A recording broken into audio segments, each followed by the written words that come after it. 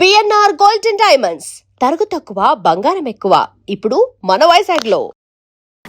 రాజుగారు, మీ సినిమాలకు సంబంధించి మీరు మొదటి నుంచి తీసిన సినిమాలన్నీ చూస్తే ప్రతి సినిమాకి మీరు ఇనీషియల్గా ఒక పర్టికులర్ హీరో ఒకరిద్దరిని అనుకొని తర్వాత వేరే వాళ్ళకి జీరోయిన్ అయ్యారు. బిగినింగ్ నుంచి కూడా రైట్ ఫ్రమ్ ఆర్య, భద్ర, అందరూ యూ హ్యాడ్ 3-4 ఆప్షన్స్. ఎందుకు అట్లా అంటే why you couldn't correct person మీరు ఎందుకు సెలెక్ట్ చేసుకోలేకపోయారు? ఒక స్క్రిప్ట్ అనుకున్నప్పుడు ముందు స్క్రిప్ట్ రెడీ అవుద్దని. ఇప్పుడు ఆ స్క్రిప్ట్ రెడీ అయినప్పుడు మేము ఒక హీరోని అనుకుంటే డైరెక్ట్గా ఫిట్ కారు. మేము చెప్పిన స్క్రిప్ట్ ఆ హీరోకి నచ్చి ఉండకపోవచ్చు.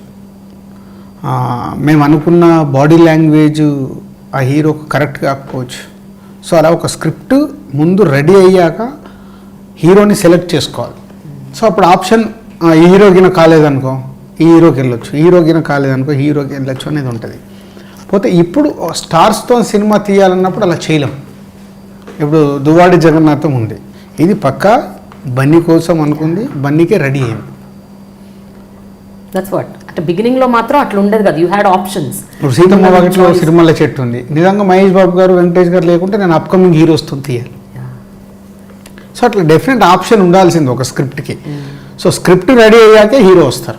బట్ స్టార్తో సినిమా తీయాలన్నప్పుడు ఈ హీరో ఇప్పుడు నెక్స్ట్ నేను ప్రభాస్తో సినిమా తీయాలి అంటే ప్రభాస్ను దృష్టిలో పెట్టుకొని నేను అనుకున్న మాకు ఎవరన్నా డైరెక్టర్ కానీ రైటర్ కానీ చెప్పిన ఐడియాని రెడీ చేయాలి. సో అలా తయారు.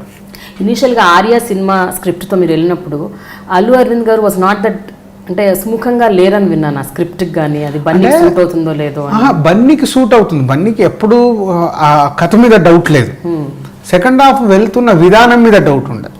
సో దానికి మేము చాలా మళ్ళీ రీవర్క్ చేసి ఒక 2-3 మీటింగ్లు అయ్యాక ఒక స్టేజ్లో అయితే సుక్కు అమ్మో నా వల్ల అవ్వట్లేదు, నేను వెళ్ళిపోయి కాలేజీలో లెక్చరర్ ఇది కంటిన్యూ చేస్తాను ఒకరోజు నాతో, మళ్ళీ కూల్ అయ్యి లేదు చేద్దామని చేసి మళ్ళీ ఫస్ట్ బన్నీతో కూర్చొని అన్ని ఫైనల్ చేసి తర్వాత మళ్ళీ అరవింద్ గారికి చెప్పి అలా ఓకే చేసిన ప్రాసెస్ పట్టి బ్లాక్ బస్టర్ అది కదండి.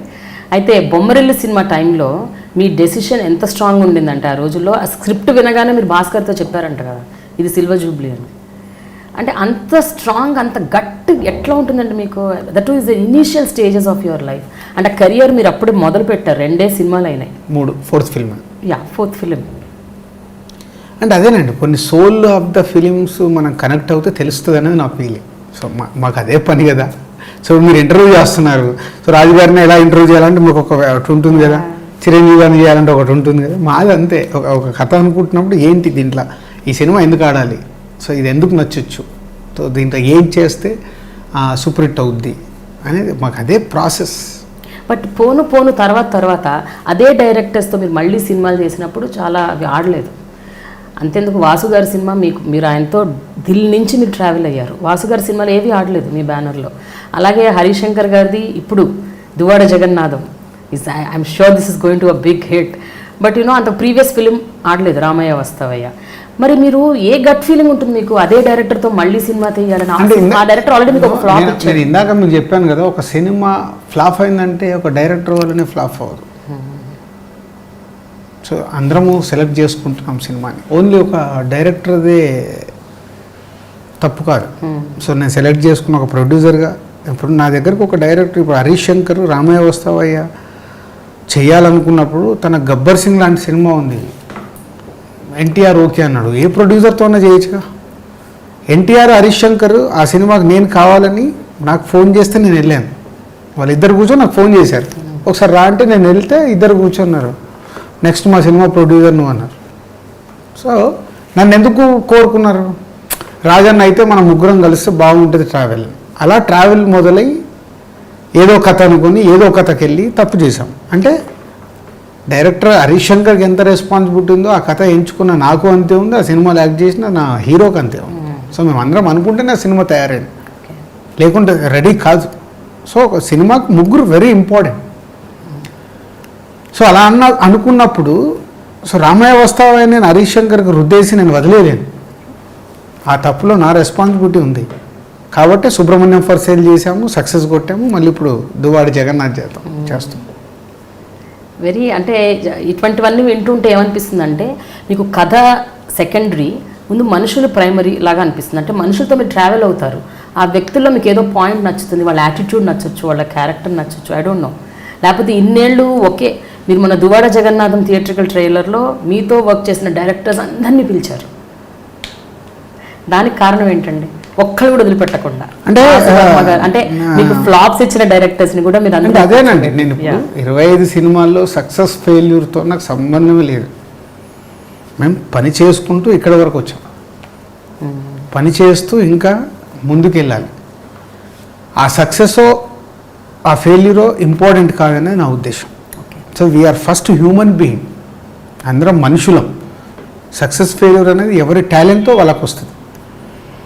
సో ఆ సక్సెస్లో నాకు షేర్ ఇస్తారు, ఆ ఫెయిల్యూర్లో కూడా నేను షేర్ తీసుకుంటాను, వాళ్ళు ఇవ్వాల్సిన అవసరం లేదు. ఓకే, సక్సెస్లో వాళ్ళు ఇస్తే నేను ఫెయిల్యూర్లో నేనే తీసుకుంటాను. అయితే ఒక సందర్భంలో మీరు రాముడు కృష్ణుడు అన్న పేరు నాకు అచ్చి రాలేదన్నారు. అది అంటే మేబీ రామయ్య వస్తా, రామ కృష్ణ కృష్ణ, కృష్ణాష్టమి 3 సినిమాలు ఆడలే. సో మేబీ మా వెంకటేశ్వర స్వామికి నేను అనుకున్నాడో ఏమో అని కోఇన్సిడెంట్ అది. So it's not a stamp కాదు అది, ఇట్స్ కోఇన్సిడెంట్గా వచ్చే టాపిక్. అయితేనండి శేఖర్ కమ్ముల గారిది హ్యాపీ డేస్ మూవీ గురించి మాట్లాడుకోవాలి. అసలు ఆ టైంలో శేఖర్ గారు కొంచెం భయపడ్డారు, ఈ సినిమా ఏంటి, నేనైతే బాగా తీశాను కానీ అది థియేటర్స్లోకి వెళ్తుందా, రిలీజ్ అవుతుందా, అది హిట్ అవుతుందా, జనాలు చూస్తారా, కైండ్ ఆఫ్ ఒక ఇన్హిబిషన్ ఉండింది ఆయన మనసులో.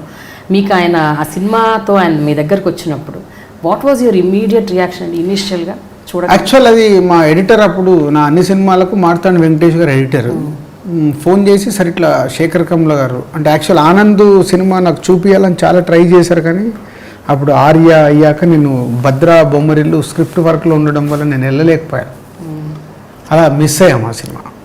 సో ఇట్లా శేఖర్ కమ్ముల గారు సినిమా తీశారండి, అందరు కొత్త వాళ్ళతో, సినిమా రెడీ అయింది, మీరు చూడండి. సో ఆన్ ఫైన్ డే వస్తానండి అని అన్నపూర్ణ ఎడిటింగ్ రూమ్కి వెళ్ళి నేను, శిరీష్ గారు, లక్ష్మణ్ గారు ముగ్గురం వెళ్ళి సరే చూద్దాము.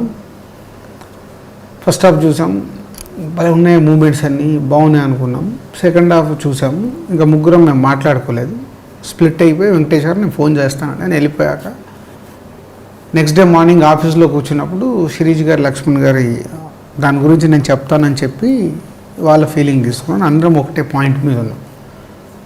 సో అదే ఎక్స్ప్రెషన్ వెంకటేష్ గారు చెప్తే దాన్ని ముందు సరే మీరు రండి ఒకసారి శేఖర్ గారితో కూర్చొని అంటే ఎడిటింగ్ రూమ్కి వెళ్ళిపోయి కూర్చొని నాకు అనిపించినాయి అని చెప్పి, మీరు అవన్నీ ఓకే అనుకుంటే I'm interest project take over చేస్తానండి.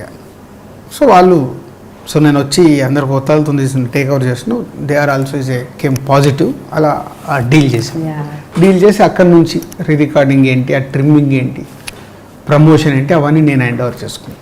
సో శేఖర్ గారిని ఒక సందర్భంలో నాతో మాట్లాడినప్పుడు ఆయన ఈ పాయింట్ రేజ్ చేసి, దిల్ రాజు గారు లేకపోయింటే ఆ రోజు హ్యాపీ డేస్ అన్నది బయటకు వచ్చేది కాదు, అండ్ ఒకవేళ వచ్చినా కూడా ఇంత సక్సెస్ బయటికి వచ్చేదండి, బయటికి వచ్చేది కాదనేది కరెక్ట్ కాదు, డెఫినెట్ నేను కాకుండా ఇంకో ద్వారా రిలీజ్ అయ్యేది, ఎందుకంటే తన ప్రీవియస్ ఈ స్థాయిలో అయ్యేది కాదు. అంటే నేను ఎంత ప్లాన్ చేశానంటే సినిమా రిలీజ్ హైదరాబాద్లో ఓన్లీ 6 థియేటర్స్లో రిలీజ్ చేశాం, సెకండ్ వీక్ ఇంక్రీజ్ చేసాం, థర్డ్ వీక్ ఇంక్రీజ్ చేసాం, ఒక స్ట్రాటజీగా తీసుకెళ్ళాం, ప్రమోషన్ కూడా అలాగే చేసాం. మళ్ళీ 10 ఏళ్ళు పట్టింది మీకు శేఖర్ గారితో సినిమా తీయడానికి, మధ్యలో కూడా చాలాసార్లు అనుకున్నారంట కదా? అంటే యాక్చువల్ సినిమా చేద్దాము అని ఎప్పుడు అనుకోలేదు, ఇక్కడ మట్టుకు స్ట్రాంగ్ అనుకున్నాం. శేఖర్ గారి దగ్గర ఈ పాయింట్ ఉందని నాకు తెలిసినప్పుడు ముందు నేను వింటానని స్టోరీ వినగానే నాకు ఆయన శేఖర్ స్టోరీ కంటే ఎక్కువ మూమెంట్స్, క్యారెక్టరేషన్స్ బాగా రాస్తారు, బాగా రాశారు. ఫస్ట్ బన్నీకి కూడా వినిపించాను, ఆయనకేమో ఈ సినిమాని స్టార్తో చేయాలనండి. బన్నీ వినేజ్ కూడా ఇలా ఉంది అనుకున్నాం.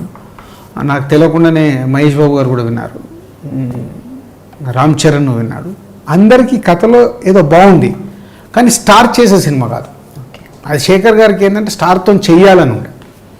తర్వాత మెల్లిగా నేను కూర్చోబెట్టుకున్నప్పుడు ఎవరెవరు బాగుంటారంటే, మీరు స్టార్తో వద్దండి, మీ స్టైల్ వాకింగ్కి మీరు తీసుకున్న కథకి ఇది స్టార్ చేస్తే, నేను ఇందాక చెప్పాను కదా కాంబినేషన్ వర్కౌట్ అవ్వదు. సో స్టార్ అనగానే సినిమా ఒకలాగా ఆడియన్స్ ప్రిపేర్ అయ్యి థియేటర్కి వస్తాడు, అండ్ ఎకానమిక్స్ వర్కౌట్ అవ్వవు అని ఇలా వరుణ్ సాయి పల్లవిని మాట్లాడి స్టార్ట్ చేస్తాం.